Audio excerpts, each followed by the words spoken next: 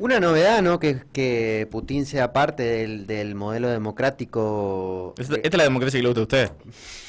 de estos líderes que encima no solamente generan un terror interno, sino que generan un terror externo, a partir de manifestaciones y de encontrarse en una situación donde, che, pero ¿estamos hablando del 2024 o seguimos hablando del mundo de 1920?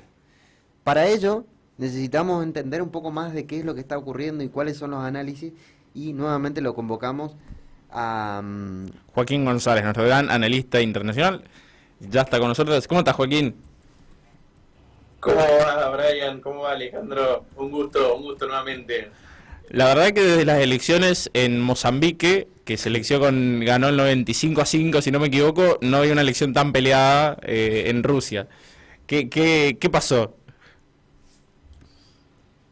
Y lo que pasó básicamente es el control, ya desde más o menos año 2098, para ser más exacto, en realidad el control efectivo, ¿no? En 2000 asumió la presidencia Vladimir Putin, pero el control efectivo del aparato estatal y por ende también del proceso eleccionario a través de los años.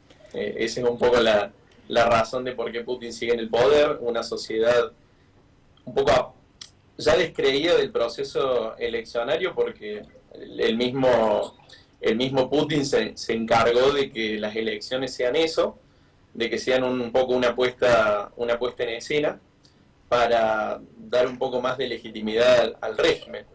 Y casi siempre que la población duda, siempre acude a los argumentos. Si hay un argumento que siempre le encanta embanderar a Putin, tanto a nivel interno como a nivel externo, es el tema del orden. De que con él, con su gobierno, se ha logrado esa estabilidad y siempre agita estos fantasmas del pasado, específicamente dos. La famosa Revolución de Octubre, que también llevó a la guerra civil, allá por 1917, y ya no quedan muchas personas, obviamente, ya no debe quedar ninguna viva, ¿no? que recuerde o experimentó ese suceso, evidentemente, pero... Y el otro es la desintegración de la Unión Soviética. ¿De qué le sirve, Joaquín, a Rusia vender hacia el mundo exterior, vender hacia Occidente la idea de que Rusia es un país democrático y se presenta a elecciones libres? A ver, yo, a medida que pasan los años, yo creo que importa menos. Creo que ya pocos países pueden creer realmente en que Rusia tenga un sistema democrático. Creo que en eso no solo debe haber cierto consenso internacional de que es muy difícil tildarlo de una democracia en sí, porque el proceso eleccionario está amañado y los opositores que se presentan cada vez es más notable, es una oposición totalmente controlada. De hecho, en el último proceso eleccionario, antes las voces disidentes eran mucho más comunes. De hecho, había candidatos opositores que de última se animaban a mostrar una visión diferente de gobierno, un disenso con ciertas políticas públicas. Ahora ni siquiera eso. Los tres candidatos que se presentaron en estas últimas elecciones, por ejemplo, ninguno estaba en contra de la guerra con Ucrania. Ninguno osó decir, solo uno osó decir, bueno, podríamos proponer conversaciones de paz con Ucrania. Pero bueno, era un candidato que sacó obviamente menos del 2% de los votos. Yo la verdad que creo que sirve nomás como eso, como puesta en escena de decir, miren, tenemos elecciones periódicamente y se me elige a mi persona, por lo tanto soy refrendado cada 4 años como el dirigente nacional. Vos sabés que, Joaquín, Casi casi que describía a los candidatos aquí en Misiones, ¿eh? sí, sí, no, creo que ya te saludé, pero te saludo, buenas noches de vuelta por las dudas. Hola. Vos sabés que lo que dice Brian, nosotros tenemos para plantearlo en un plano provincial, tenemos el caso de Formosa, que podría ser parecido a esto que vemos en Rusia. Pero yo lo que te quiero preguntar es, Putin es un presidente que de por sí es polémico, es muy reservado, se muestra muy seguro, muy estable, pero tiene una actitud polémica que a veces me parece que se va más allá de las fronteras de su país, y lo está demostrando hace 2 años sosteniendo una guerra que creo que ya lo repasamos en algún momento, no entendemos cuál es el fin. Más allá de esta guerra, ¿crees que puede potenciarse alguna otra escalada bélica?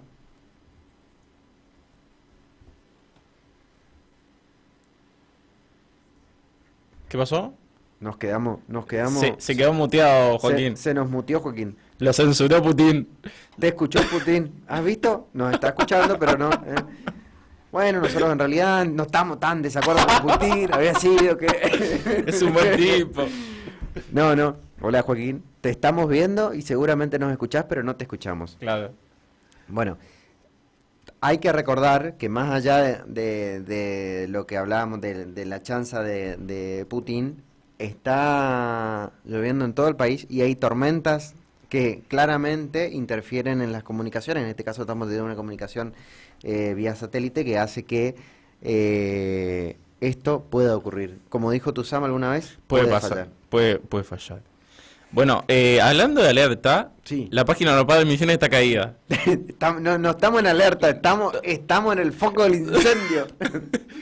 No podemos ni consultar cómo está el clima o cómo va a estar el clima según el organismo oficial meteorológico de la provincia. Así que esa es la situación en la que estamos. Ahí lo vemos nuevamente a Joaquín. Te llegó el llamado de un número desconocido y se te desconectó. ¿Escuchaste hablar de Alex Navalny? Sí. Bueno, Sí, ahora sí. más o menos. Estaba hablando de Putin y al parecer hubo una interferencia. No me creo tan importante como para que me escuchen, pero viste, nadie sabe. Pero por la duda, imagínate el vecino de Formosa que por hacerle fuck you está detenido todavía por Gildo. Retomando la pregunta, te decía que si crees que puede haber una escalada en el conflicto o de nuevos conflictos entre Rusia y algún otro país a la luz de esta nueva elección que ganó, digamos, Putin. Yo creo que el escenario más preocupante es cuánto se va a alargar la guerra, más que todo por el hecho de que, a ver, para la población ucraniana viene siendo ya como hasta una normalización, ¿no? De vivir, y es horrible lo que estoy diciendo, pero de vivir en un estado de guerra permanente. Los países de Europa del Este, aquellos que están más cerca de la frontera con Rusia, ya consideran solo la opción militar como para defenderse de un posible, aunque la agresión sea plausible o no, también están muy temerosos de cómo puede llegar a recrudecer el conflicto y de si se puede desbordar hacia sus propias fronteras, ya sea porque han ingresado a la OTAN. De hecho creo que esa es una consecuencia, obviamente. Muchos países que antes permanecían neutrales, la guerra ha hecho que quieran su ingreso inmediato a la OTAN. Hay otros países que tampoco descartan una presencia militar, pero tampoco hay un consenso unánime. Por ejemplo, Macron en Francia sí agitó la presencia de tropas francesas. Sin embargo, los otros socios, digamos, de igual calibre, los otros Estados miembros de la Unión Europea, no es algo que quieran en sí. Pero definitivamente tener a Putin en el poder y seguir la situación como está, yo creo que el conflicto da para muy largo. Y eso es lo más triste de todo. Te voy a hacer una pregunta, Joaquín, que se hacía la gente allá por 1940. Una pregunta que circulaba mucho en las calles es ¿cuándo ingresa a Estados Unidos en este conflicto? Sobre todo teniendo en cuenta que se presentan dos propuestas presidenciales que en noviembre vamos a saber quién es, que ya estuvimos charlando. ¿Qué pasa si gana uno? ¿Qué pasa si gana otro? ¿Qué va a hacer Estados Unidos en ese contexto? Buena pregunta. Y digamos que obviamente yo no quiero meterme mucho en lo que fue la Guerra Fría. Seguramente la gente ha oído hablar de ella, saben de qué se trata. Esta bipolaridad post Segunda Guerra Mundial entre entre Estados Unidos y Rusia y sus esferas de influencia, ¿no? Cada uno queriendo ganar caballitos de batalla. Me parece más importante explicar que las potencias se comportan como potencias. O sea, nadie quiere que se les acerque a su territorio más próximo. Entonces, obviamente, son muy recelosas de esos y a veces determina hasta el mismo comportamiento, indiferentemente del régimen político. Rusia siempre ha sido una potencia en su propia región, e indiferentemente si era el Imperio zarista antes de 1900, si era la Unión Soviética con Lenin, Stalin, Brezhnev, o si era esta la República Federal de Rusia con Putin o Yeltsin, se han comportado siempre tratando de más o menos manejar sus esferas de influencia y que el otro país o la otra potencia no se meta en su área. Pero bueno, más allá de eso, a la pregunta de cuándo ingresa Estados Unidos siempre ha estado a través de la OTAN.